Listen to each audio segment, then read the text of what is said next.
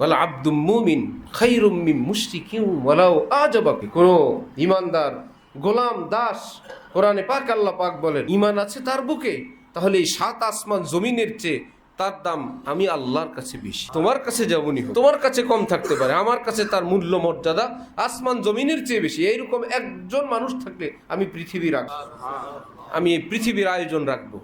একজন ইমানদার সূর্য কাজ করবে, চন্দ্র কাজ করবে, আসমান জমিন স্থির থাকবে, কিয়ামত আসবে না, আমার একজন ইমানদারের দাম এত। তার খেদমতে পুরা চাঁদ সূর্য সবাই ডিউটি করবে। পুরা পৃথিবীতে মুমিন আছে কয়জন?